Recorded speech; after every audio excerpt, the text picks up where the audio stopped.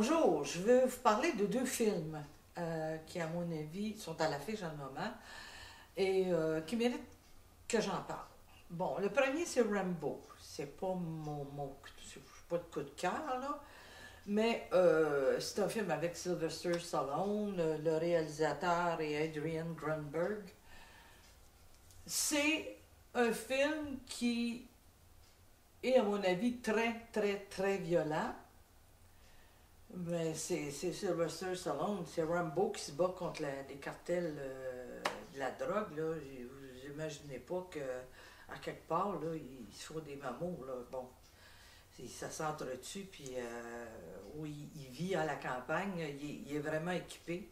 Il s'arrange parce que sa filleule ou sa nièce ou je sais pas quoi, là, la fille, donc la petite fille qu'il gardait, veut trouver son père, puis bon, il faut qu'elle se rend au Mexique et c'est là que ça commence. Bon, je ne vous raconterai pas le film, je vous le dis tout de suite, c'est violent, c'est extrêmement violent, mais c'est bien fait. On ne peut pas dire que c'est un bon film pour ceux qui aiment l'action, la violence. Vous pouvez vous permettre d'aller voir ça. Bon. Je vais vous parler surtout du film Joker, qui, à mon avis, est un chef-d'œuvre du cinéma américain.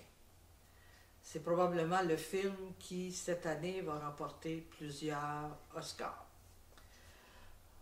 L'interprète, qui est Joaquin Phoenix, est extraordinaire dans ce film-là.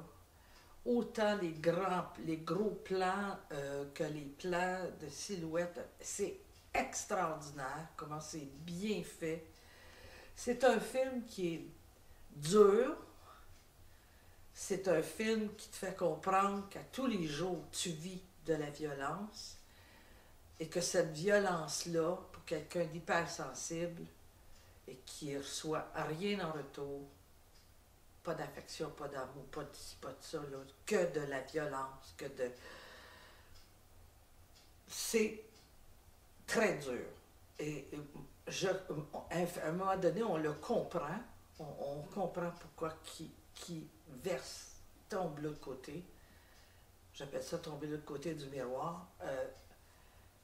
J'ai rarement vu un bon film comme ça. Bon, c'est violent. Alors, les imbéciles de parents qui amènent des enfants voir ces films-là, j'en ai vu qui étaient haut comme trois pommes. Je ne comprends pas. Il est classé 13 ans violence. C'est déjà 13 ans violence, puis encore, là. Je trouve ça incroyable qu'on n'ait pas de réglementation qui empêche de vendre des billets à ces enfants-là, que les parents achètent des billets.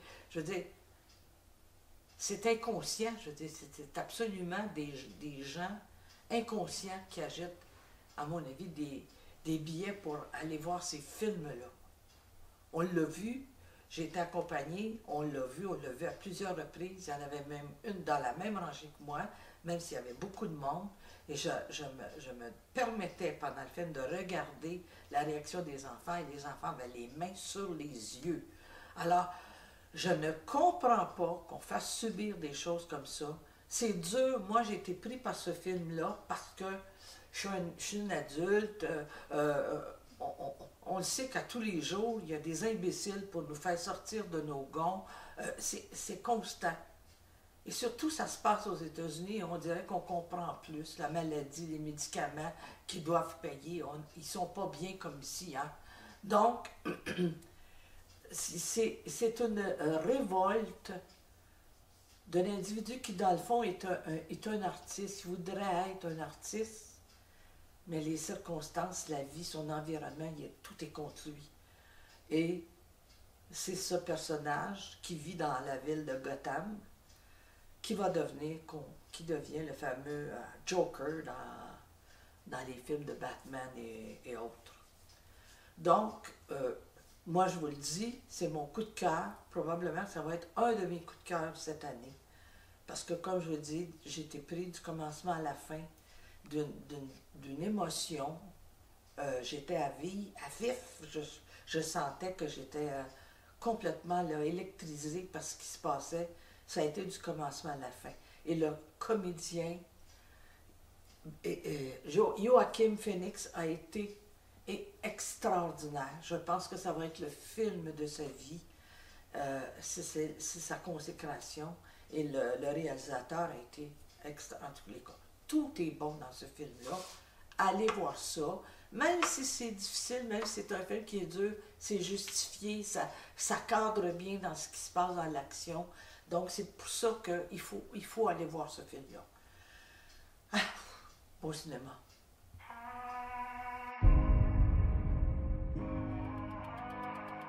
J'ai vécu dans un monde où régnait la mort. J'ai regardé mourir des gens que j'aimais. Certains d'une simple balle. D'autres ne laissant rien à enterrer.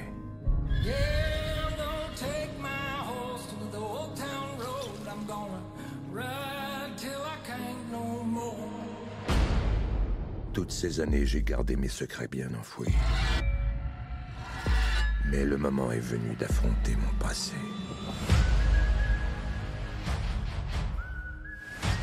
Et tous ceux qui me cherchent vont trouver la mort.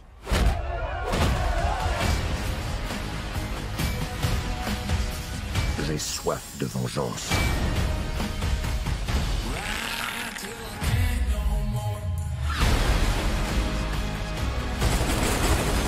Je veux qu'ils sachent que la mort approche.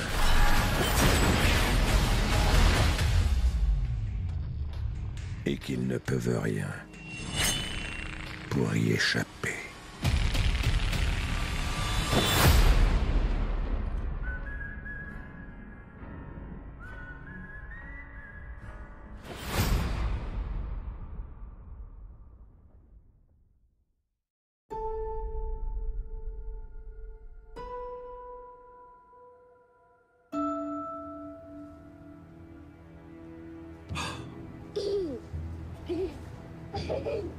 Vous pouvez arrêter d'embêter mon fils?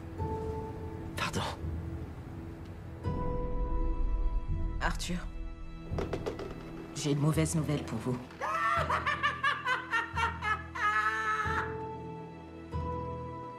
C'est la dernière fois que nous nous voyons.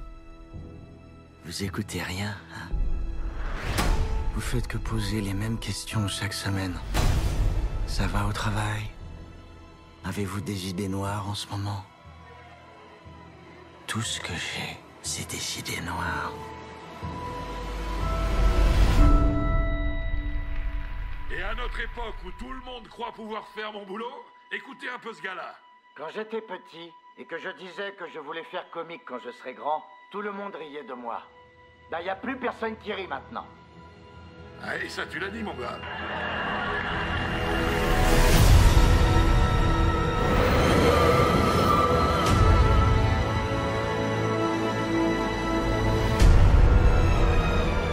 C'est affreux, hein?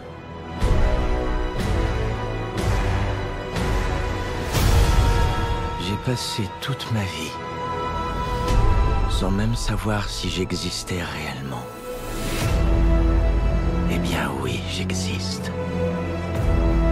Et les gens commencent à s'en rendre compte. Ça vous fait rire? Vous trouvez ça comique?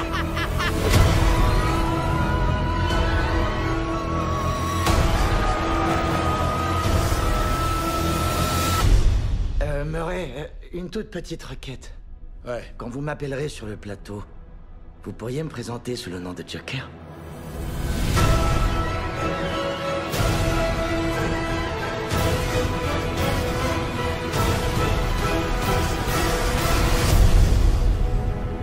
Send in the clown.